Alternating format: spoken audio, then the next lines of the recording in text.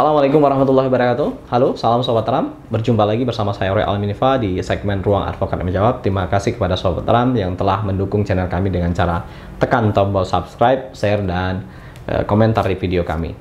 Dan terima kasih kepada Sobat Ram mungkin yang sudah berkomentar. Tentu kami bisa menjawabnya secara umum saja. Tidak mungkin kami jawab secara satu-satu karena banyak sekali pertanyaan yang masuk di kolom komentar.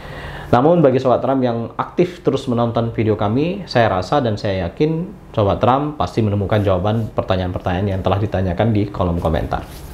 Baik, jadi hari ini saya akan coba menjawab pertanyaan yang sering ditanyakan juga di komentar, itu berkaitan dengan apakah seorang istri yang sedang hamil itu boleh diceraikan oleh suaminya atau tidak. Baik, ini juga banyak yang tidak paham ya. Pengacara pun yang masih awal-awal mungkin juga bertanya-tanya bisa atau tidak gitu. Kalau kita berbicara soal perceraian, kita perlu diingat Undang-Undang Nomor 1 Tahun 1974 tentang perkawinan itu tidak mengatur tentang larangan bagi seorang laki-laki ataupun dalam kompilasi hukum Islam, larangan bagi seorang perempuan atau laki-laki melakukan gugatan cerai talak atau cerai gugat ketika dalam keadaan hamil. Ketika ada yang bertanya apakah boleh saya mengajukan gugatan perceraian dalam keadaan hamil, jawabannya tentu boleh. Karena dalam hukum tidak diatur larangan terkait dengan sedang hamil untuk mengajukan gugatan. Meskipun itu diperbolehkan, namun saran saya jangan terlalu mudah untuk mengajukan gugatan. Kenapa? Karena nanti akan berdampak kepada masalah yang lebih serius. Perceraian itu mudah mungkin dari satu sisi, tetapi dampaknya akan terasa sangat luar biasa. Misalkan dampak terhadap keluarga besar tentu sudah tidak rukun lagi. Dampak terhadap anak, dampak di lingkungan sosial. Nah, kalau dampak suami istri ini udah pasti selesai, pasti sudah tidak baik lagi gitu. Tapi dampak selain daripada pasangan ini, ada dampak di luar itu yang luar biasa. Oleh karena itu, sepanjang alasannya, mohon maaf, tidak terlalu berat, artinya misalkan suaminya ini melakukan silaf sekali dua kali yang notabene masih bisa diperbaiki, saran saya ya cobalah rukun kembali. Tetapi kalau sudah parah, misalkan pemadat, penjudi misalkan, ya yang sudah susah sekali untuk dirubah ya, apalagi sudah melakukan kekerasan, benar-benar ekstrim atau sering sekali ya.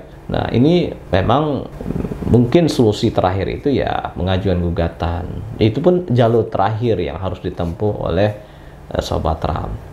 Nah, untuk pengajuan sendiri sebenarnya perlu dipahami untuk orang beragama Islam di pengadilan agama, untuk orang yang non-Muslim, baik itu agama Hindu, Kristen, Konghucu, Katolik, ataupun Buddha sekalipun, itu di pengadilan negeri. Di mana? Di pengadilan negeri tempat tinggal tergugat saat ini. Tapi kalau untuk yang Islam, di pengadilan agama tempat tinggal istri. Istri yang mengajukan artinya tempat dia, suami yang mengajukan tempat istri. Jadi kenapa ada perbedaan? Perlu dipahami karena untuk orang yang beragama Islam memberikan kemudahan kepada istri. Artinya mencoba untuk memberikan perlindungan kepada istri untuk mendapatkan keadilan. Dia tidak perlu jauh-jauh menggugat. Misalkan suaminya Jakarta, dia di Jogja, dia tidak perlu harus ke Jakarta untuk menggugat.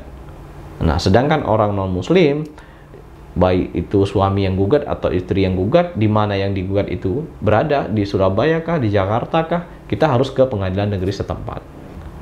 Nah, tentu itulah perbedaan ya antara orang yang beragama Islam dan non-Muslim seperti itu. Jadi itu pertanyaan-pertanyaan yang saya jawab sekaligus dalam video ini. Mudah-mudahan pertanyaan ini bermanfaat bagi Sobat Ram yang ingin bertanya. Silahkanlah Sobat Ram untuk berkomentar di kolom komentar, dan nanti kami tetap akan baca atau kami jawab secara langsung melalui balasan komentar, atau kami gunakan konten atau video kami. Terima kasih. Assalamualaikum warahmatullahi wabarakatuh. Salam Sobat Ram.